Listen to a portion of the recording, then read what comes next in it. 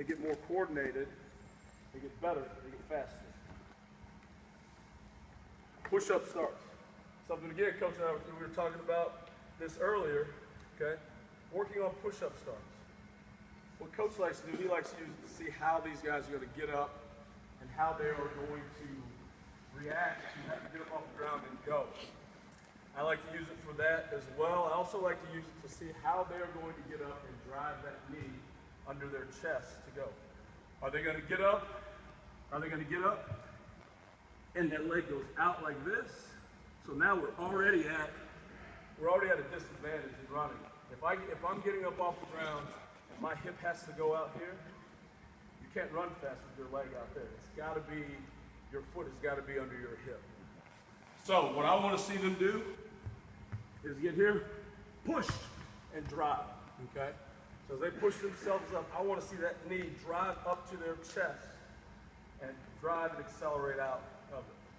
What I also use this to do is we race with this. I mean, that is a great, we're talking about competition, racing for 5s or 10s. That's all the further we do this with, but 5s or 10s, that will get your athletes competing with that drill right there. Falling start. What I do is I'll have them, how many of you guys know the old trick of how you figure out what leg is dominant for your athlete? Get over here, come on. So what I'll do is I'll turn them around, have them put both feet next to each other, feet straight ahead. Okay, relax. I give them a push. And so whatever foot falls forward, that should be the foot that you have forward. Whether you're doing your 40 start, whether you're doing any of this, that's basically what foot wants to push off for you the most. For most people, if they're right-handed, it's going to be their left foot. A lot of times I'll say, okay, if you're going to go dunk a basketball, off of one leg, what leg are you going to use? And they'll show me what leg they use. Normally, that's the leg that's going to be forward. Okay? So with this, whatever their dominant leg is, and dominant meaning not dominant as in what they're going to kick a ball with, because that's different. Because really the leg, once they kick a ball, the leg that you brace with, that's the leg that I want. Okay? So his left leg is forward, and what I want is close to a heel-toe relationship. You're going to get up on your toes as high as you possibly can, lean as long as you can, and then drive out of it.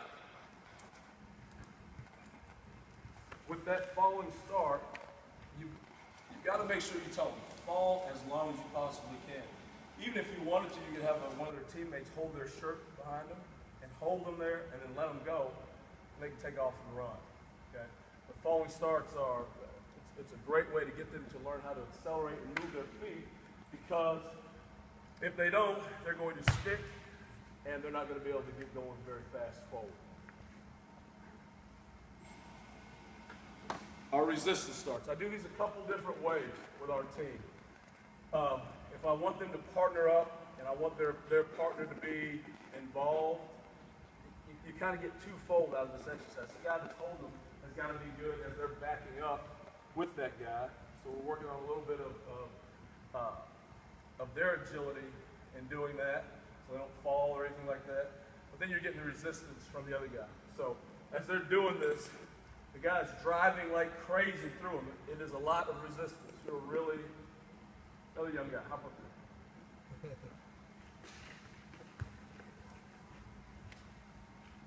Oh, you got big. I didn't figure that big thing back. All right, lean into me. What's your dominant leg? Then we just step it up. All right, so right leg forward, heel toe. All right, lean into right there. Bend your knee. Bend. Now lean into me, lean. Now run me over, go.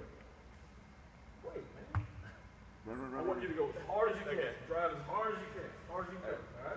Yeah. Do what you gotta do. Do what you gotta do. All right, ready?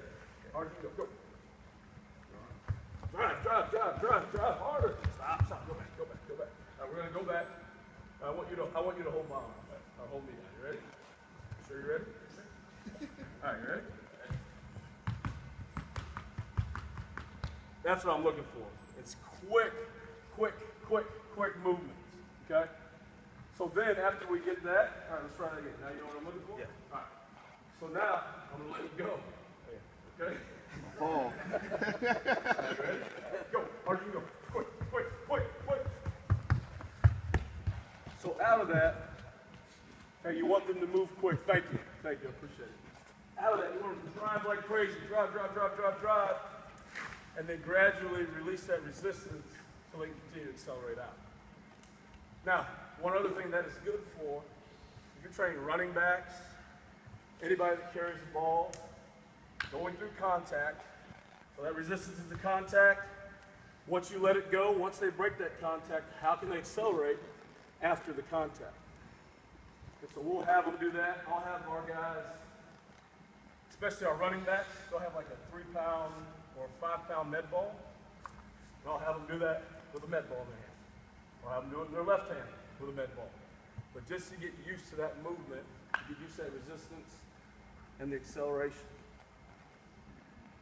So some of the other things that I didn't touch on earlier is our core development.